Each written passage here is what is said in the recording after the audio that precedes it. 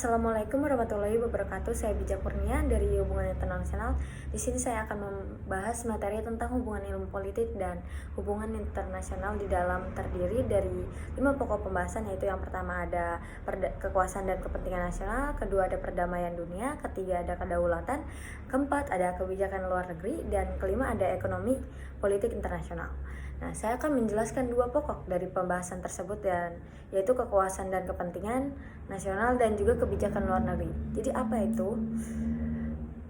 Apa itu kekuasaan dan kepentingan nasional? Menurut Hans Borgetau berpendapat bahwa kekuasaan adalah elemen dasar politik internasional yang diabaikan oleh para idealis dalam bahaya mereka. Tanpa kekuatan dan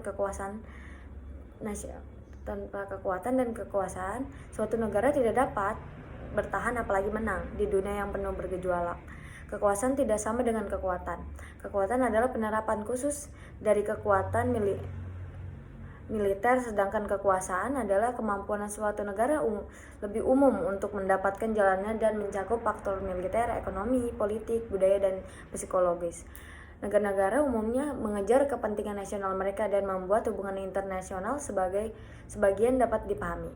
Rusia memegang sabuk keamanan di selatan dan baratnya selama berabad-abad dan membenci ketika memisahkan diri pada tahun 1991. Dengan demikian, Moskow terlihat kepentingan nasionalnya dalam menggunakan kekuatan militer untuk mengendalikan Georgia dan Ukraina, meskipun dunia luar memprotes dalam hal kepentingan nasional mereka. Negara-negara jarang berperilaku seperti seorang orang suci. Negara-negara melihat kepentingan nasional mereka melalui mata yang berbeda. Sebagian besar dunia memihak Amerika Serikat setelah 11 dan mendukung penggulingan rejim Taliban oleh Amerika Serikat di Afghanistan. Pasukan NATO membantu mencoba menstabilkan negara itu karena banyak negara Eropa memiliki kepentingan nasional dalam mengurangi Al-Qaeda yang memiliki markas besar di Afghanistan. Dengan Irak dan pada tahun 2003 hanya sedikit yang melihat kepentingan nasionalnya, dan beberapa negara memperingatkan agar tidak mengacaukan Irak. Ini adalah situasi yang berbeda dan persepsi yang berbeda tentang kepentingan nasional. 4 kategori kepentingan nasional itu ada yang pertama tentang 1. Vital versus sekunder. Kepentingan vital ini atau inti adalah kepentingan yang berpotensi mengancam kehidupan bangsa Anda, seperti rudal Soviet di Kuba. Ketika suatu negara merasa ancaman terhadap kepentingan vitalnya, ia dapat berperang. Minat sekunder atau periferal yang biasanya lebih jauh dari kurang mendesak. Amerika Serikat, negara-negara misalnya memiliki kepentingan menenangkan Timur Tengah yang bermasalah. Negara-negara lebih cenderung bernegosiasi dan kompromi atas kepentingan sekunder mereka. Yang kedua itu ada sementara versus permanen, yaitu kepentingan sementara adalah salah satu dari durasi tetap dalam dukungan AS untuk Irak selama perang 1980-an dengan Iran.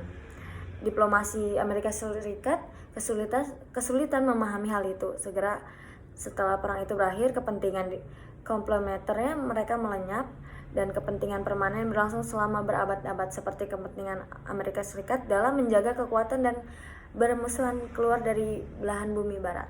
Yang ketiga ada spesifik versus umum, yaitu minat khusus berfokus pada suatu masalah, seperti subsidi eksplor Cina yang merugikan pekerja Amerika Serikat.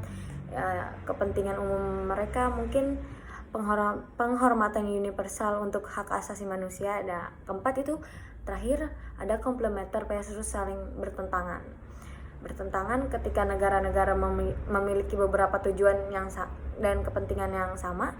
Kepentingan mereka saling melengkapi, yang terjadi dalam perang Teluk 1991 pada beberapa negara Arab berpihak kepada Barat. Kepentingan komplementer adalah membuat aliansi ketika kepentingan bertentangan, seperti ketika pemerintah Moskow tidak melihat kepentingan nasional Rusia bergabung dengan Amerika Serikat dan Eropa Barat untuk menggulingkan kediktatoran Suriah, negara-negara memisahkan diri. Kebijakan luar negeri yaitu salah satu bidang pemerintah yang paling sulit karena harus memperhitungkan tidak hanya kemampuan dan preferensi kita sendiri tetapi juga dari puluhan negara lain. Namun selama perang dingin kita sering melebih-lebihkan kepentingan suatu wilayah dengan asumsi bahwa semua wilayah di dunia memiliki kepentingan yang sama dan mendesak bagi keamanan nasional kita. Atas dasar ini kami terjun ke Vietnam dengan hasil yang tidak menyenangkan. Kebijakan luar negeri Amerika Serikat terhadap masalah kembar.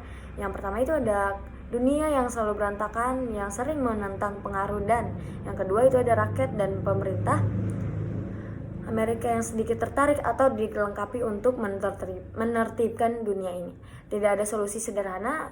Praktisi kebijakan luar negeri bijaksana seperti George Kennan mendesak ketenangan, alasan, dan kesabaran. Hindari emosi ekstrim. Kekuatan militer kadang-kadang juga diperlukan tetapi harus menggunakan dengan hemat karena akibat perang seringkali merupakan kekosongan kekuasaan. Namun politisi sering sekali suka terdengar tegas dan berani dalam mengadvokasi solusi militer. Jadi perang itu bukan solusi. Kebijakan luar negeri pada dasarnya adalah permainan elit, dan elit biasanya mendefinisikan kepentingan nasional. Kecuali menghadapi perang atau ancaman besar, kebijakan orang membayar sedikit atau tidak sama sekali perhatian pada kebijakan luar negeri yang sebelum 9 atau 11 hampir tidak ada dalam pemilu Amerika Serikat. Dalam demokrasi, masa dapat mempengaruhi kebijakan luar negeri, tetapi hanya lama setelah keputusan dasar telah dibuat secara rahasia. Sekian dari saya, Bijak Kurnia. Wassalamualaikum warahmatullahi wabarakatuh.